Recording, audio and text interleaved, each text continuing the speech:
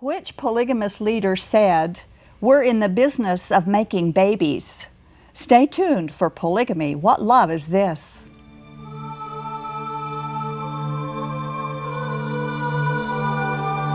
She was born into polygamy. Her family followed the teachings of Joseph Smith. All of them, including plural marriage, especially plural marriage. Like many young girls, she had been promised to a man who was her father's age. But she fled. She ran away. She preferred an eternity of outer darkness to a life of polygamy. She chose hell over religious enslavement.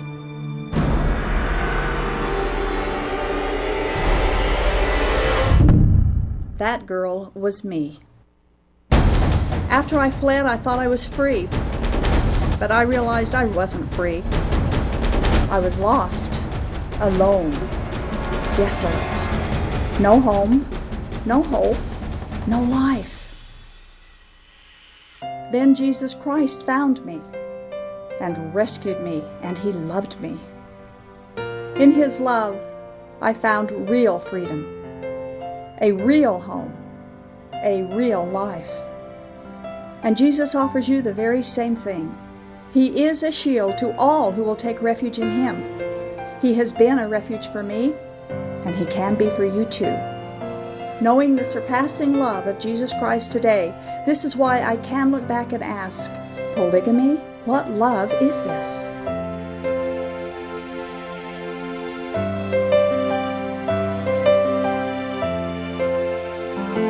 Welcome to our show tonight. This is Polygamy, What Love Is This? And I am your host, Doris Hanson, and we're grateful that you've decided to join us tonight. We're here on Thursday nights to talk about polygamy and the effect that it has had on culture, this culture in the past and also in the present.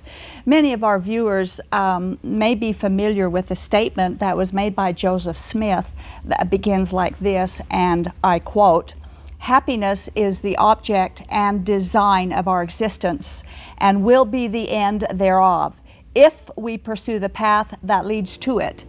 This is from the teachings of the prophet Joseph Smith, page 255.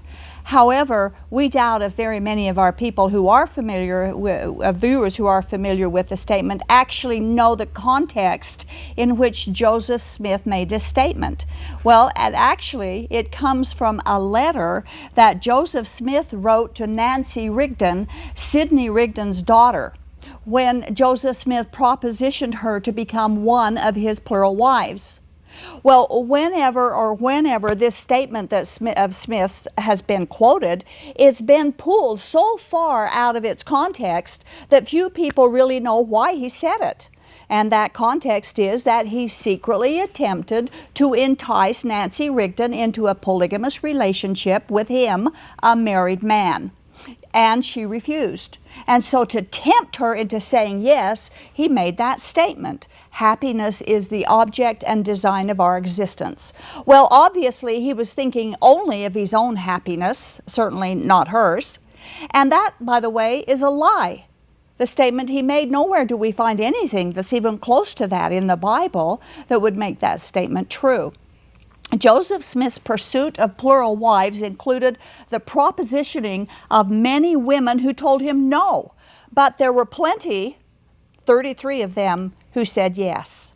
The foundation of Mormonism is Joseph Smith and his sexuality and his secrets and power and money. And tonight we're going to talk about the foundation of sexuality and secrets.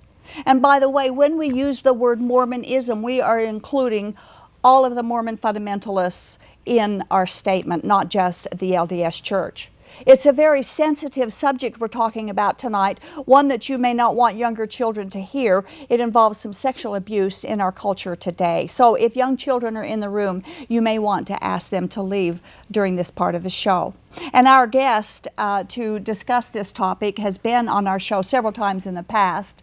She is a former BYU professor and the author of a book entitled Unveiling Grace.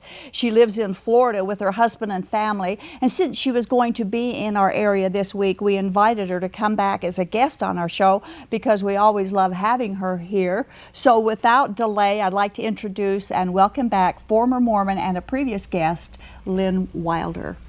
Welcome, Lynn. Thank you, Doris. It's like coming home. It seems that way, and it's always wonderful to have you on the show, and I'm so grateful that you let me know you were coming.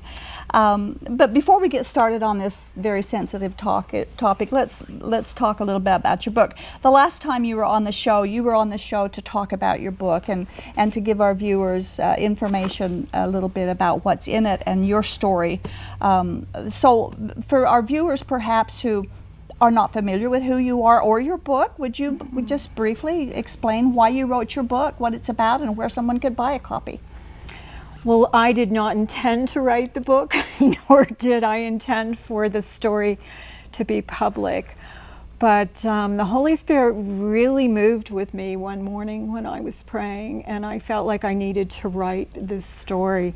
It's my story out of Mormonism, but it's also my son's story, my daughter's story, my kids-in-law's story, my husband's story. An entire family has come to know the God of grace. It's our story from religion and laws and ordinances to resting in the Lord Jesus Christ, the one from the Bible. Right, and what He's done for us, not what we do for Amen. Him. The man of grace. Where can our viewers buy a copy of this book? Unveiling Grace is available on Amazon or at Barnes & Noble, or you can go down to Lifeway here in Salt Lake and get it. Okay, great. In your numerous invitations, you were invited to several different places to talk about your book once it came up to present your book, and the public speaking invitations that you've had to discuss your journey from LDS religion to Jesus. You've been confronted with a particular problem that's heavy on your heart, and it's become a deep concern for you. And of course, this is the sexual abuse in this Mormon culture. Would you explain to our viewers what you've discovered? Well, it really began when my story became public, that people started emailing me, calling me, getting a hold of me, and telling me their stories and asking whether they needed to leave Mormonism. And it's a very frightening thing to do, to make this transition out. Well, I realized after a while I was hearing about a lot of sexual abuse. I was hearing from, well, not just women, but also men and young men who had been sexually abused, and they were living in strong Mormon families. And so this has become a real concern to me, and I've started to do a little bit of research on it, and I'm grateful that you are interested in talking about this topic. And it is so sensitive, and it's good, and we do hope that there are viewers watching tonight who perhaps we can help and encourage somehow. But this kind of abuse has no geographic limits, but it is more prevalent, we've discovered in some of the things we've looked up, in the Mormon culture. So why do you think that there's so much sexual abuse and pornography in the Mormon culture, both here in Utah Mormonism as well as worldwide Mormonism? I call it the lust monster. I think Doctrine and Covenants 132 teaches men that if they're not currently living polygamy, they will be in the millennium and in the next life, or in the next life. And so it begins to stir up these ideas as they look around and think, now who else might be another wife of mine? Pornography is a huge problem among Utah folk and among people in the church. In fact, some of the latest studies have shown that there are more subscriptions to pornography in the Utah area than there are other areas of the country. Right. You have some statistics that you wanted to talk about, sexual perversions in the LDS teachings that you wanted to bring out from a Provo article about abuse. This is an article that came out of Provo in 2003, actually out of BYU. It says more than 90% of rapes in Provo go unreported, according to the lead rape investigator for the BYU Police Department. BYU officer Arnie Lemon said only 43 rapes were reported last year in Provo. This was 12 years ago, leaving the actual number of rapes estimated at more than 400. Now, Arnie went on to say this: religious Provo residents have a tendency to stigmatize discussion of sexual assault and sometimes to demonize the survivor. And we're going to find some more out about that a little later in our discussion, how they deal with the survivor. Yeah. One of the quotes from this article says, "I should have died before I let him do that to me." Someone else wrote, "I'm a perversion to the good saints of my church." She said she wished she were dead. Tragic thoughts like these are common among rape victims in Provo, Lemon said. So let's look into the why they would have this kind of thinking. That's not right kind of thinking, but there's a reason behind it. And we have some scriptures and some quotes from people that would give a good reason behind those statements. There's actually evidence that this might come from Mormon teachings. In Moroni, from the Book of Mormon, Moroni 9:9, it says, "For behold, many of the daughters of the Lamanites have they taken prisoners, and after depriving them of that which was most dear and precious above all things, which is chastity and virtue."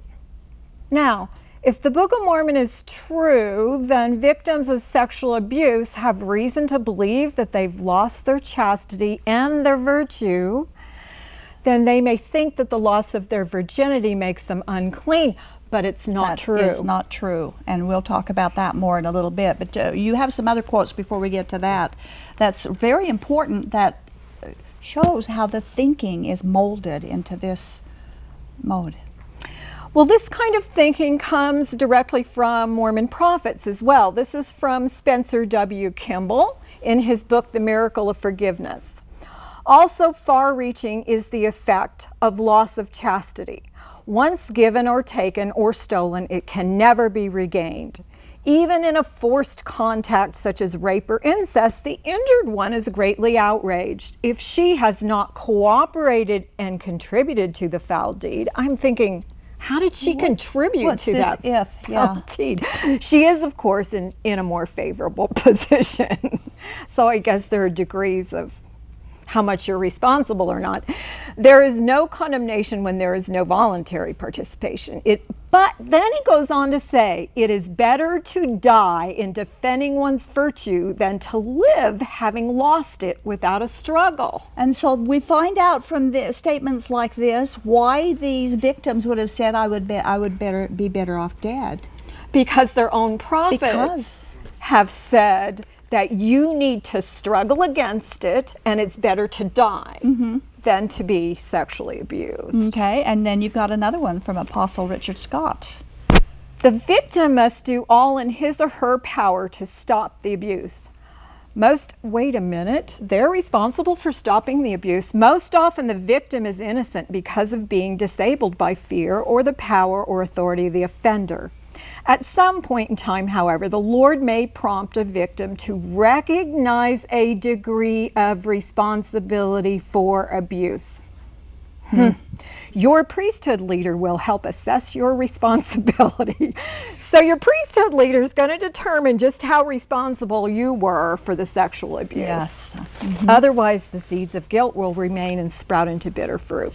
Now, this would be enough to make any victim who's already suffering severe trauma from what's happened to her, it would put her into a deeper trauma, a different even kind of trauma, because now they're dealing not only with the physical, sexual part of it, now they're dealing with the spiritual part, and the emotional part, which makes it even so much worse. Shame, guilt, fear. Yeah. And Heber J. Grant. Heber J. Grant said, there is no true Latter-day Saint who would not rather bury a son or a daughter than to have him or her lose his or her chastity. realizing that chastity is of more value than anything else in all the world. Does the Bible say that, Doris? No, the Bible doesn't say. And in fact, I would like to ask mothers and fathers right now, our viewers, would you rather have your son or daughter killed or dead than to have they lose their virtue, their virginity? Is that important that you would rather see them in the grave? That's a horrible statement. Certainly isn't something God would condone. And let's end with this one again from Spencer W. Kimball, the LDS prophet when I joined the church. Your virtue is worth more than your life. Please, young folk, preserve your virtue, even if you lose your lives. And so that's what they're going by. The leaders of their church are teaching them these things. Now, this is not only in the LDS church. The polygamy groups teach the same thing. In fact, I remember when my mother took me aside, and I was just at the age to where she was starting to teach me the birds and the bees kinds of thing, and she took me aside and she told me that should anybody ever try to rape me, even if he held a knife to my throat, that I would not give in, even if he would slit my throat. If I didn't give in, it would be better off for me to be killed than to lose my virginity. And yet at the same time, we are being, and I had been already taught to over and over again, the brainwashing procedure about polygamy, and I knew that my polygamist husband wouldn't be a virgin. Why? He probably wasn't a virgin for lives ago. Why does his wives have to be pure if he wasn't? You know, the double standard just doesn't make any sense at all within. So what makes you think, what makes them think that chastity and virtue and virginity is the most precious things? You know what Jesus said? He said that more prostitutes were getting into heaven than the religious law keepers. He said that. He forgave the prostitutes. He forgave the woman in adultery rather than the self-righteous virgin.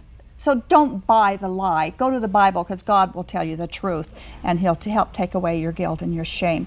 So we have a graph here that talks about some of the statistics of suicide, and we were wondering if perhaps the reason that the suicide stats are bad for Utah is because of this very thing, that they say it's better to be dead than to lose your virtue. And so the graph we have up there is from lifeafter.org, the website lifeafter.org, and in the year of 2000 and 2004, the males' suicide rate, and this was also printed in the Deseret News of April 2006, the suicide rate was the leading cause of death in Utah for males aged 35 to 44.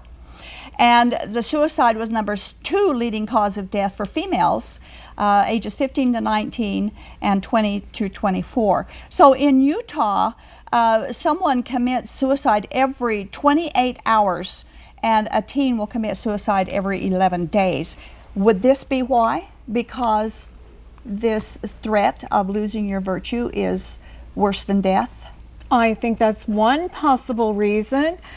So let's look into the statistics in Utah. Just how prevalent is sexual abuse in Utah? Okay, let's look at that. The Utah Department of Health reports that in Utah, 1 out of every 3 girls and 1 out of every 5 boys will be sexually assaulted by the age of 18. Now, how does that compare with across the nation? We looked at both rates in Utah and nationally. In Utah, we just said 1 out of 3 females, 1 out of 5 males. Nationally, it's only 1 out of 6 females. Wait a minute, that's double. The Utah rate is double the national rate. 1 out of 3 females is double 1 out of 6 females. Now let's look at males. 1 out of 5 males in Utah is sexually assaulted before the age of 18. Nationally, that statistic is 1 out of 33. Utah is 6 times higher. If you live in Utah, you're 6 times more likely to be sexually abused as a male than anywhere else in the U.S. If you're a female, 2 times more likely That's to shocking. be sexually abused. That's absolutely shocking. And this article makes clear that Utah's average is not extraordinarily higher than anyone else's, but the thing about this is that they are lower in the national average, Utah is, for all other violent crimes except rape, and they're higher than the national average. So that tells a story. That's part of the story here. There has to be a root of that. There has to be the root, and that's what we want to talk about. So you have some statistics from a 2003 National Institute of Justice report.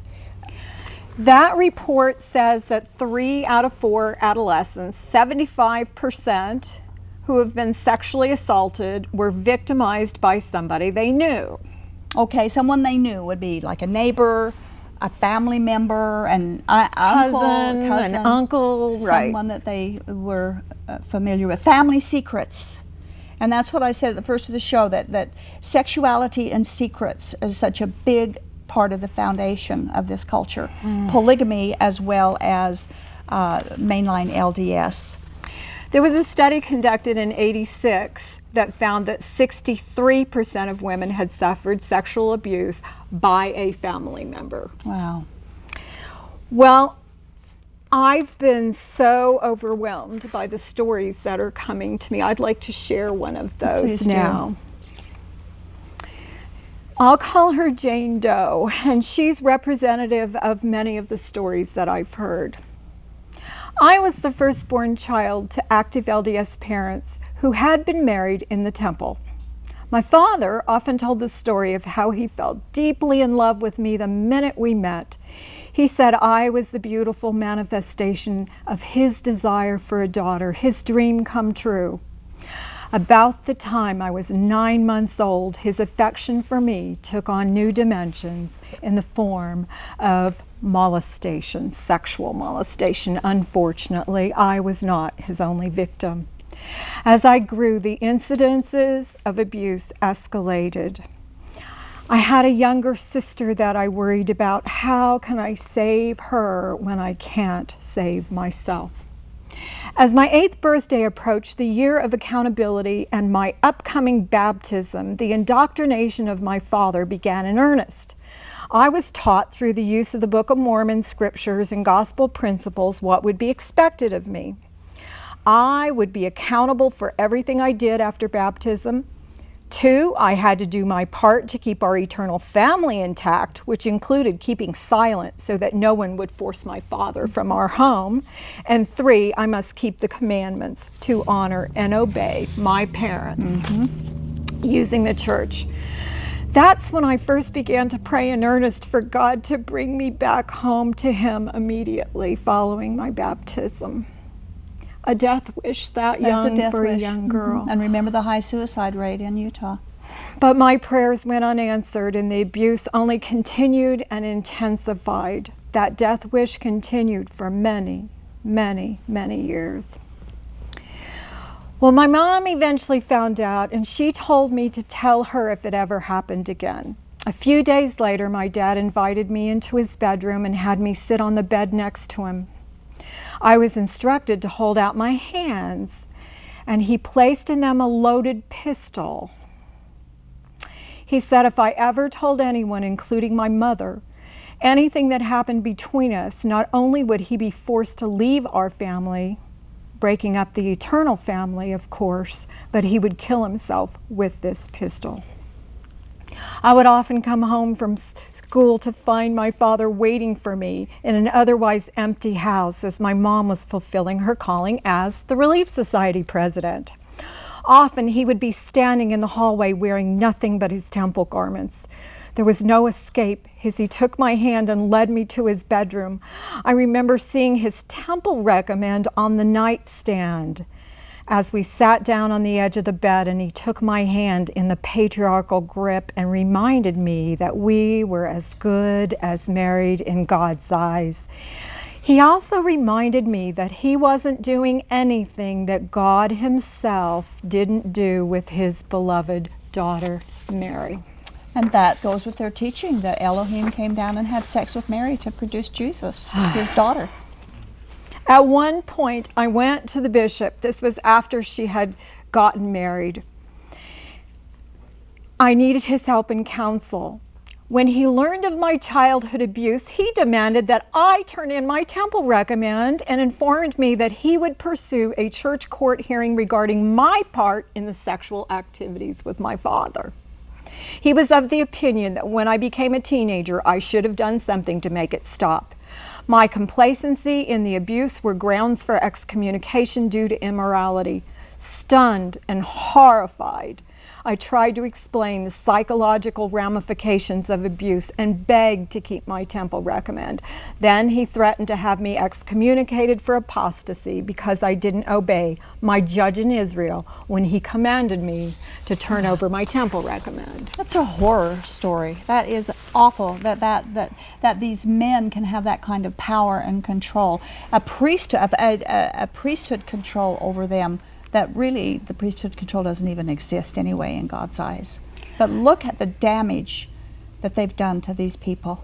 And there's a real life example of that priesthood holder trying to decide how much was her fault and just what the ramifications of her fault should be. The fault of the victim. It's unthinkable that they would even think that way. But why would they put the blame on the woman? They do that in the polygamy groups all the time. The woman is to blame for everything. The patriarchal order, religious order, is so damaging to the people who are in. And there's just a few of the men that have the power, and they even hold the power over other men, of course, and we see the males, and we see that in the sexual assaults on the males as well.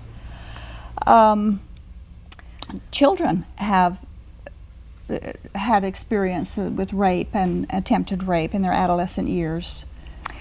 And that often means that they're more likely to experience rape in their later years as well. It really destroys the self-esteem of someone. It does that, and where they're likely to be more sexually assaulted as time goes on, and this says that even in college there's more rapes with them and more sexual abuse with them than there is with those who hadn't suffered it.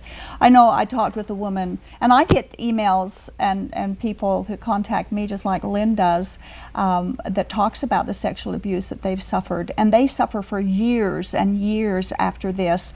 Another woman spoke to me anonymously just a few days ago, and she said that when she was going to the University of Utah, that it was not unusual to see young girls get engaged to get married, and they would tell them that their father would have sex with them before their wedding. They're Mormon, these are Mormon families, that their father would have sex with them before their wedding so that they would know what to expect on their wedding night. And of course, this is a shocking thing to hear, but it goes in with what I've talked with people from the polygamy groups where they teach that one of them in particular, that if whatever virginity the man takes here she becomes his wife in heaven, and so that's just a motivation for him to rape anybody who is a virgin. It's absolutely a sickening thing. Well, and the results of that are things like anorexia, suicide, depression, drug abuse, cutting. Yeah, and of course the suicide that we talked about earlier is a huge part of it. Sexually abused women are 13 times more likely to abuse alcohol and 26 times more likely to abuse drugs than those who have not been sexually abused. Those are high statistics, and the drug abuse can also include, this in prescription drugs, and that also would include the antidepressants. In Utah County is the highest in the country for their use of antidepressants. So would it be tied to sexual abuse? What is that? Some of it, yes. We already talked about the national crime rate being higher. So let's go to the extent of the problem. We've talked about a few cases. What is the extent? You've been in a lot of different geographical areas with your information. What's the extent of the problem? Well, you know, I had nothing to hang it on at first. But I do have a good friend who's done a lot of research, and I can tell you that there are hundreds of cases out there where someone has been a pedophile or someone has abused children, and someone in the church was aware of it, did not report it to Child Protective Services, and then other children became abused. And so you know, this could be something that breaks open like the Catholic Church sexual abuse did a few years ago. It'll be interesting, but certainly I think it needs to be known. Well, and the Catholic Church, it did break, and they did something about it. They moved in. It took them a while, and there was a lot of protest before it finally all broke loose. But then they came out and did something about it to the perpetrators, not the victims. They didn't blame the victims. And those children need to be protected. And by every law in the United States, they must be protected.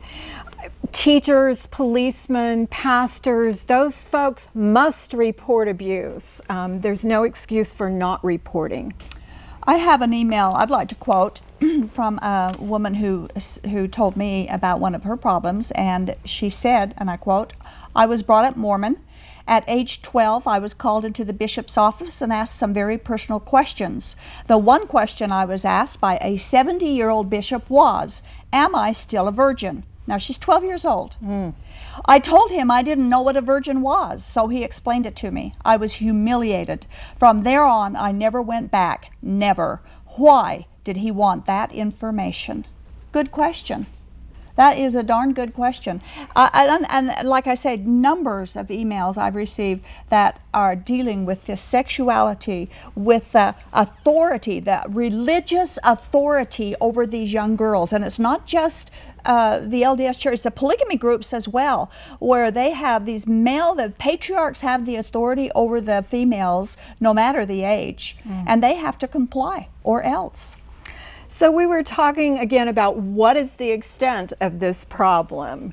Well, you know, the Deseret News itself in 2010 said this: officials are already struggling to house and treat the sex offenders who make up, what's the percentage? 30%. 30% of Utah's prison population. The national average of folks in prison who have sexually abused is 12%.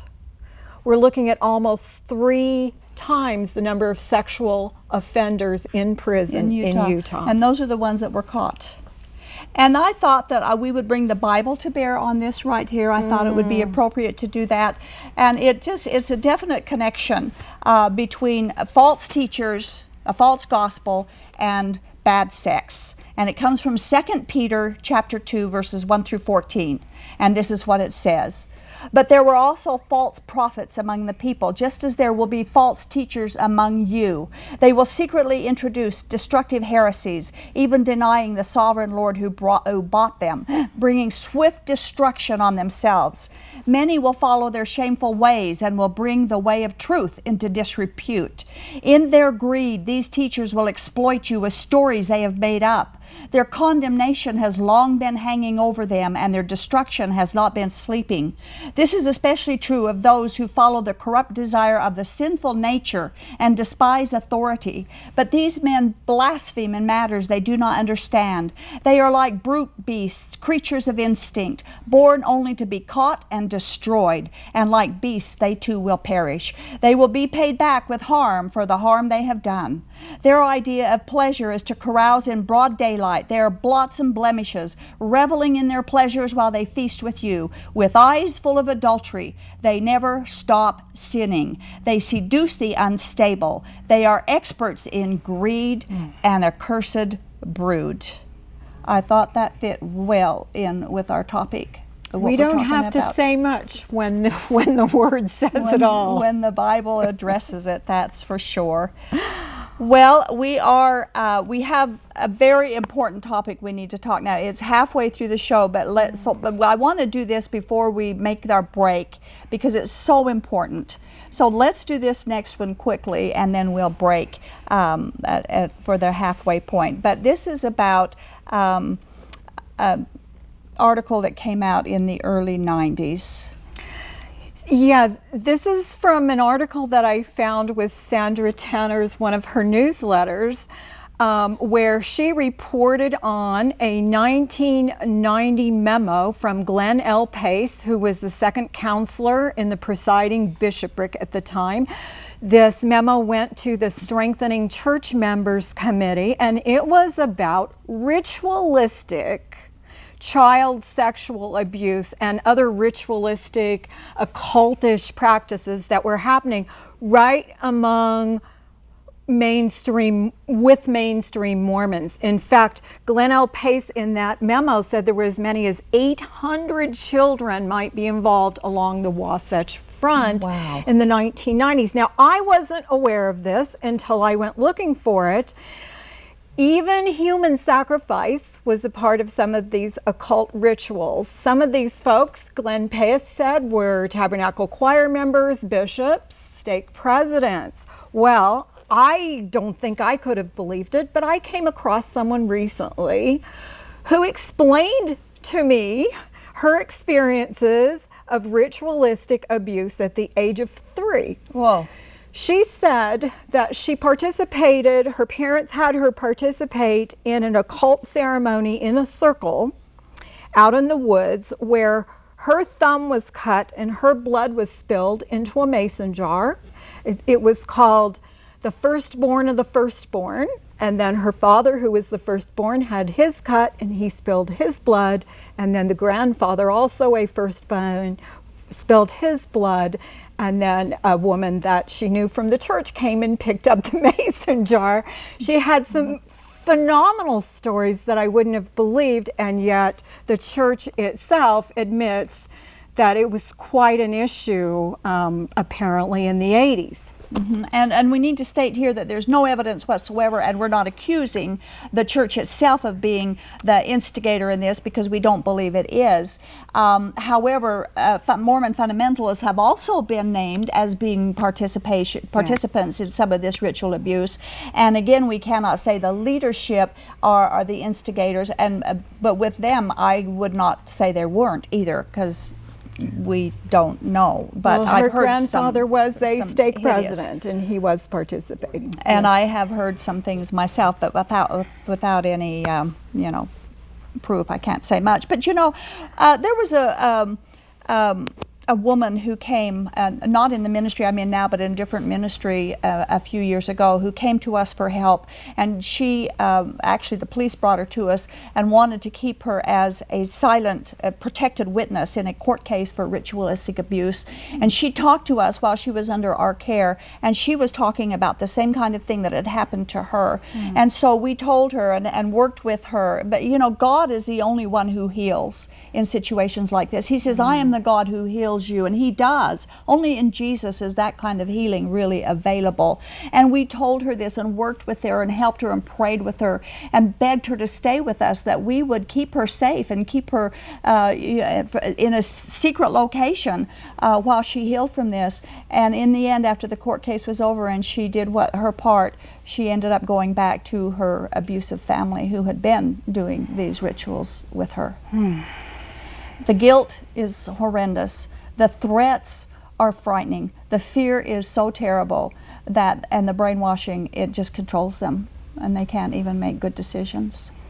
And some of this has to stem from the foundation of scriptures like Doctrine and Covenants 132 that promise men that they can have more than one wife. And eternal families, eternal sex, we did a show a few weeks ago of eternal pregnancy for the women and eternal sex for the men. It all is part of it. It's the foundation of the teaching. So we'll take our break now, and we'll open up the telephone lines. We'd love to hear from our viewers. If there's anyone out there who's been a victim, would you please give us a call, and we will do what we can. Even if you need to call us privately, we would do our very best to help you through anything that you're facing. And while we're waiting for the phone calls to come in, we do have our message to share with you. You are watching Polygamy, What Love Is This? Broadcasting live from Salt Lake City, Utah. This program is the broadcast outreach of a Shield and Refuge ministry. Shield and Refuge is a point of first contact for Mormon fundamentalists who question the doctrines of the religion or who are actively seeking for an opportunity to escape the polygamist lifestyle. Examining the claims of fundamentalist doctrine against the backdrop of biblical truth is central to our efforts. We invite you to contact us. Call toll-free at 877-425-9993 or email us at tv@aboutpolygamy.com. We have made available to you some outstanding resources free of charge. You will find them at our website, www.whatlovesthis.tv. While you are at our website, make sure to take advantage of the archived episodes of this program, which can stream on demand directly to your computer. And if someone you know is unable to view this program via live broadcast, recommend that they visit this same website every Thursday at 8 p.m. Mountain Time to watch this show through live streaming video. If you are watching live tonight, we invite you to call us as we open our phone lines. The number is 801-973-TV20. That's 801-973-8820. Now, back to Polygamy, What Love Is This? With our host, Doris Hanson. Welcome back to our show, Polygamy, What Love Is This? With my guest, Lynn Wilder, tonight. We have been talking about sexual abuse in the culture of Mormonism, Mormon fundamentalism, and the basic foundation of their teachings, which we believe we've been able to show is what has caused some of this thinking, this mental thought that sex is such an important part of not only life here on earth, but also in eternity. Of course, that's not true. Anyone who says that they believe the Bible or that they believe in Jesus would need to believe what Jesus said. And Jesus said that there is no marriages in heaven, that we will all those in heaven will be like the angels, and that is without sex. I know they don't want to believe that, but that's what Jesus said, and I prefer to believe him. By the way, in my opening statement on the show tonight, who was it that said that we are in the business of making babies? Well, it's obviously from a polygamy group, and it was Winston Blackmore, who's the leader of the FLDS polygamy group in British Columbia, Canada. He had married two sisters, and he had married them the same day. And he took one of the girls the first night, and the second girl the second night, and she wasn't too excited about it. And he just looked at her, coldly and says, "We're in the business of making babies." There was absolutely no love or care or anything about it. Let's just make a baby. And so again, we don't wonder why these horrible sexuality and the crimes that take place in the Mormon community. Now, we have another instance. In 1975, George P. Lee was made a general authority. In fact, he was the first Native American to have been made a general authority in the LDS Church. But he was excommunicated in 1989 for various reasons, which included that he was disagreeing with the LDS policy on Native American programs within the church. And the reason publicly given for his excommunication was his criticism of their Native American policies. However, the worst of George P. Lee's crimes was not disagreeing with church hierarchy. In fact, that should be commended for that, not punished. But the real problem is what happened in 1994 when he was convicted for fondling a 12-year-old girl. Now, I don't know how old he is at that, but he's a pretty old man, and she's 12 years old, and he told her that polygamy would be reinstated, and so it was okay for her to let him do what he wanted to do. Now, George P. Lee had a lot of critics about his sexual abuse, and indeed there should have been critics. But did anyone that was criticizing him for that stop to think that is precisely what Joseph Smith did? when he propositioned young girls to marry him. There was no difference in the behaviors of these two men. They both used their position of authority in their belief in polygamy.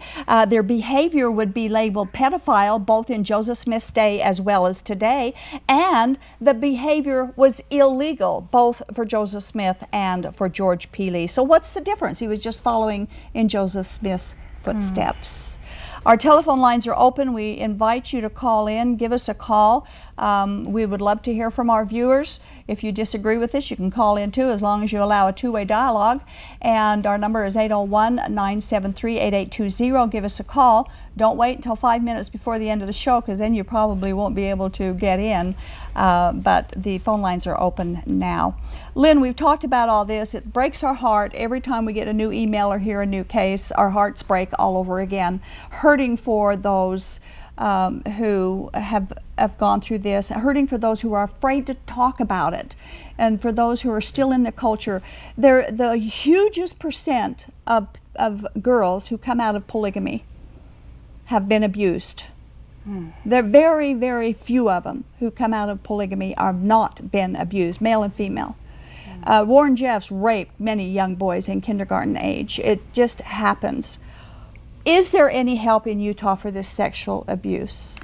Well, this is something I've been looking into. I don't know if there is. In fact, I think we need to ask the audience if there are any biblical counselors, if there's anyone outside of the Mormon Church who are Bible believers, who can provide help for the folks who are coming to us. And that's what we would appeal right now. Sensitive people, people who are willing to help others in the long haul, who can, you know, have the sympathy and go alongside mentoring, being willing to listen and be the shoulder to cry on, and to give the hope to these people, the hope that comes through Jesus Christ, because only He can really heal that. I know I didn't suffer this kind of abuse. I did suffer abuse in the polygamy group, but I know all of the horrid things that I remembered, even for years after I had trusted Jesus, they still haunted me. And one day God made me face my past, and it was an awesome experience. And I know it's only Jesus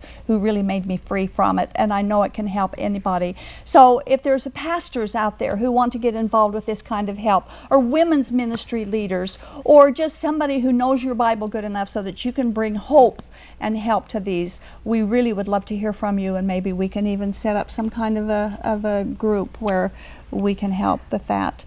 Be wonderful. It definitely would. We do have a phone call there, but it's not ready to come in yet. So let's go back to a remark that you made. You said you talked with someone recently whose great-grandfather had married sisters.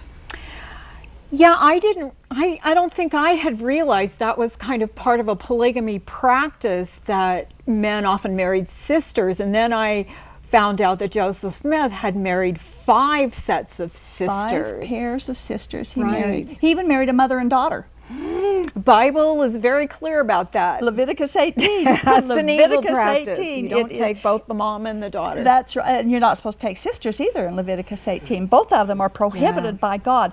But it says a man who takes a mother and his daughter was evil, and he needs to be destroyed, is what he said. And yet it is a normal practice in polygamy group. Now, you talked about when in 2008 when the YFC Ranch was raided, yes. and your experience and of what you learned during that time. You know, I was just finding my way out of Mormonism about that time. Mike and I were just about to give up our membership in Mormonism when the government went into the Yearning for Zion Ranch there, Warren Jeffs Ranch.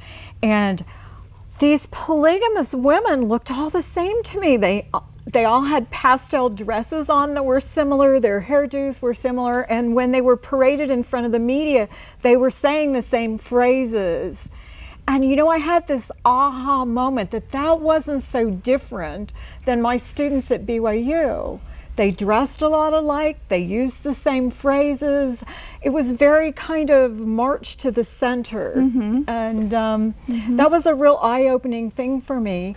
I think they found out that 91 of the 148 families that had children that were removed from the ranch had definitely been abused in some way. In some way or another. Now that's 62% that they discovered. That's not to mention the ones they didn't discover. So 62% of them had been abused. Marrying young children that were pregnant, 12 to 15 children that were pregnant that had had at least one or more children and were married to very old men.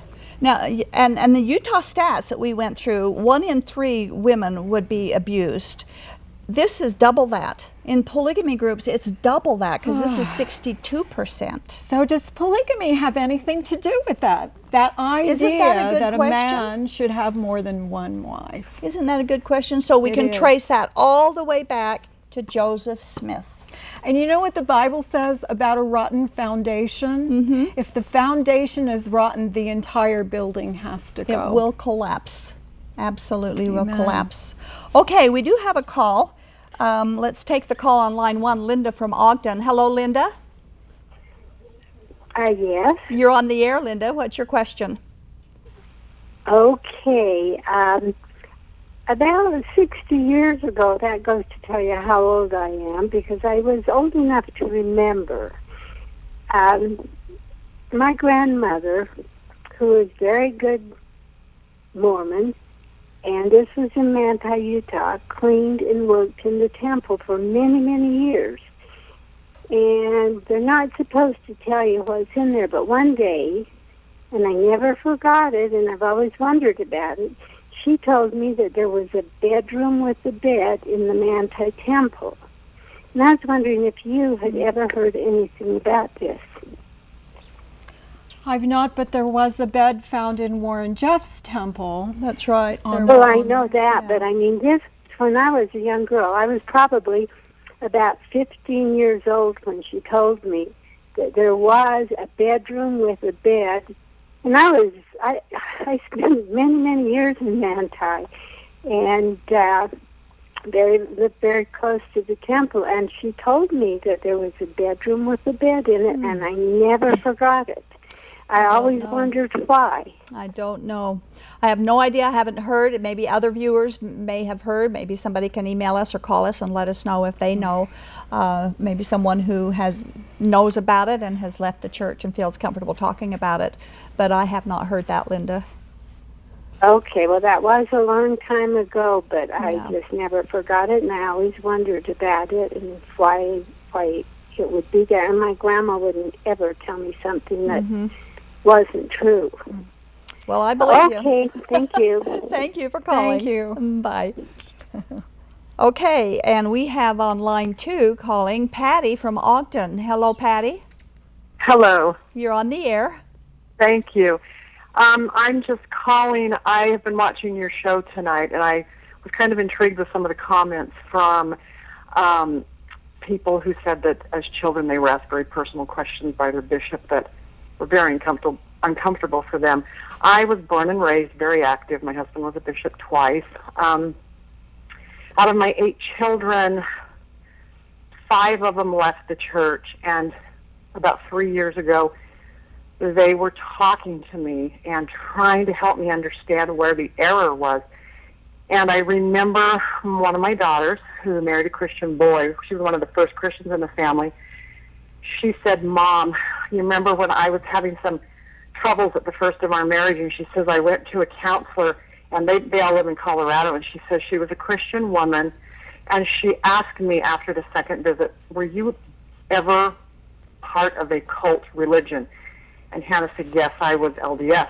And she says, "Well, honey, before we go any further, we need to say a renouncing prayer." And she says, "Mom, that changed my life. It literally changed my life. From then on, things were completely different.